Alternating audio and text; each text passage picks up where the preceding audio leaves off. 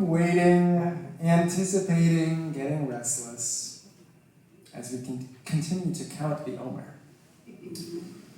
For 30 days, we've been at this thing. And those of you who have been coming here for the past few weeks, you know everything I'm talking about.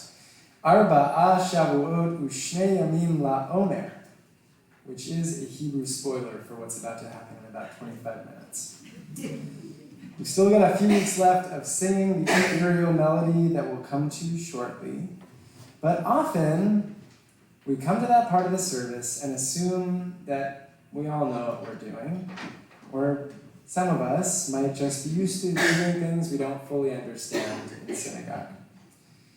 Truthfully, it wasn't until rabbinical school that I had even heard about this ritual, counting the Omer. So the Torah explains during this period between the holidays of Passover and Shavuot, we are commanded to count the days from the grain offering of Passover. This Shabbat is not merely entering the 5th week of the Omer, but this week in our Torah cycle we actually read Parashat Emor when we first encounter this section of Leviticus that commands us to count the Omer. We read, "And from the day on which you bring the sheaf offering, you shall count off 7 weeks. Sheva Shabbatot Tanimot Tihiyana, as we'll sing, 7 weeks, and they shall be complete." It continues, Ad Mimochorat HaShabbat HaShvi'it Tisperu. You must count until after the 7th day of the week, Chamishim Yom, 50 days. Then you shall bring an offering of new grain to the Eternal One. Our sages look at this text and have to figure out what to do with it. It's pretty confusing. And they're, frankly, as perplexed as we are about how to observe this ritual in the diaspora without an actual sacrifice of grain to mark this time as an agricultural unit of spirituality. Still, as usual, the rabbis explain that there is a benefit to retaining this ritual of counting the 49 days of the Omer. And there are, in fact, a few details that they agree on about how to do just that. One is that we have to count publicly, as we do here every Shabbat. The Nitziv, the dean of the Volozhin Yeshiva in 19th century Lithuania, explains that because the Torah mentions counting twice, we have to both count the 49 days ourselves and out loud.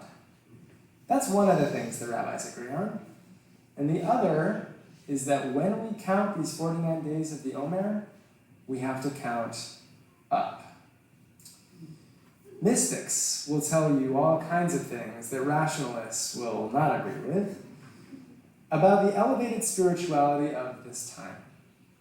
It's a time to look inward and focus on a specific part of yourself to be ready for Shavuot when we commemorate our ancestors receiving the Torah from God.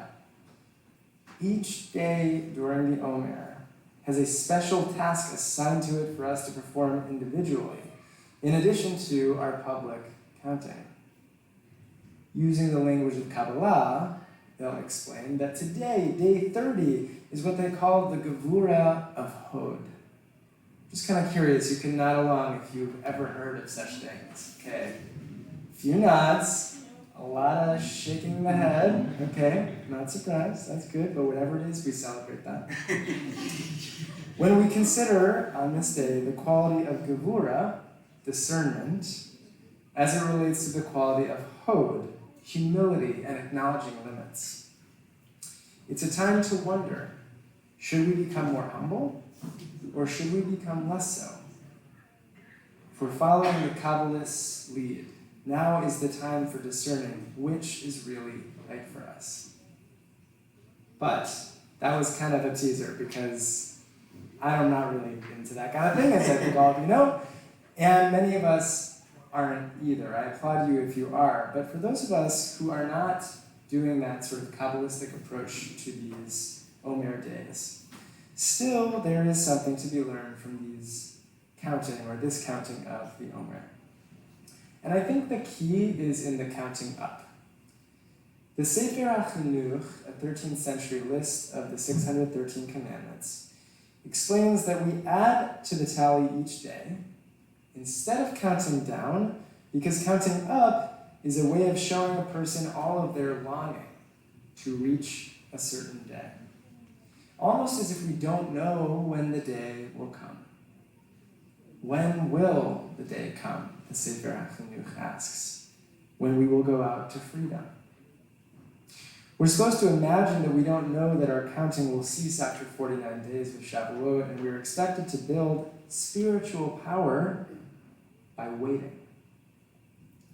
This is not one of the more familiar countdowns of modern life. This is not 74 days till my wedding or 39 days till summer vacation.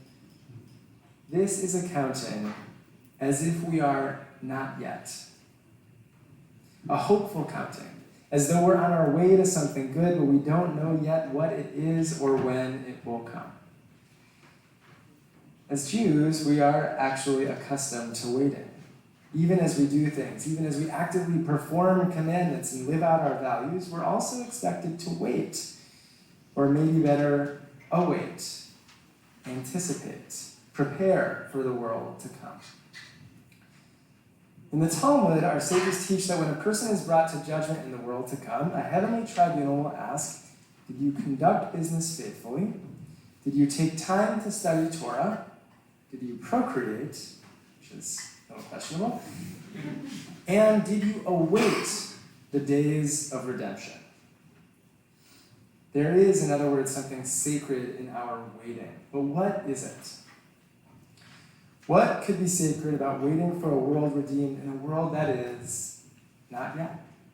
In which war imperils millions, in which democracy is in decline. What could be sacred about waiting for an illness to end or longing for an end to certain drudgeries, or really waiting for anything we want but don't yet have? What could be sacred about that? One idea that of course comes to mind is that when we wait, perhaps we give ourselves space to hope.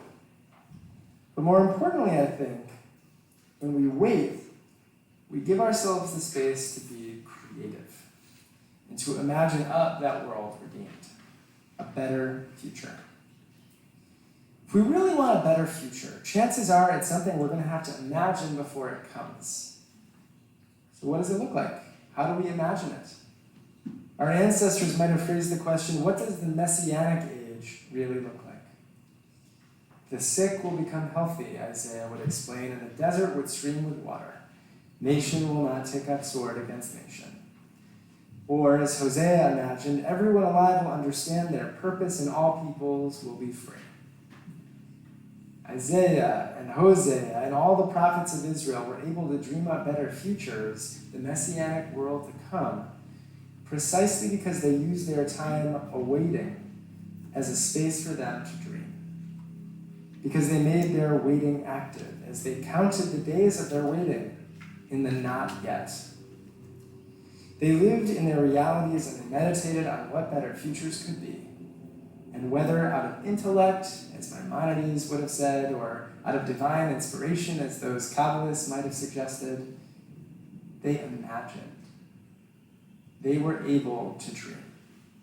Their waiting, tense though it may have been to count yet another day, another week, not yet redeemed, was actually what allowed them to be creative. Sometimes we look out at the world and admire people who don't just wait or count the days, but who do things. Activists who are actively fighting for the new world that should be. Artists create new worlds with whatever raw materials are at their fingertips.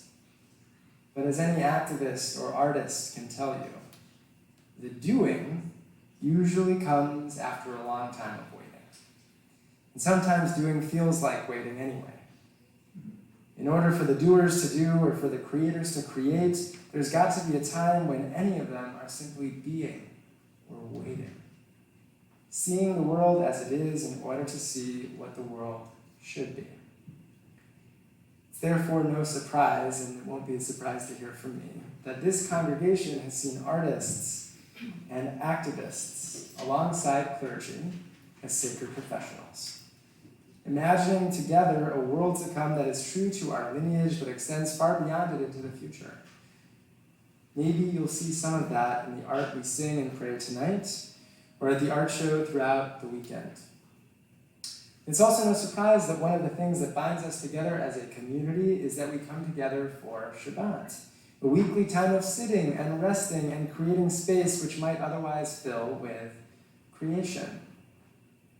But even if we have Shabbat every week, it's this time of year, this Omer, that reminds us to block out 7 weeks of waiting in anticipation, to regenerate us each spring before we reach the Torah or receive the Torah on Shavuot rather. Because by waiting and by counting the days, we allow ourselves to believe that something better is coming, filling ourselves with excitement to ward off any hint of malaise or pessimism. We count up to let our hopeful eagerness crescendo, and to believe that after counting the days of not yet, truth and goodness will soon be revealed. Shabbat Shalom.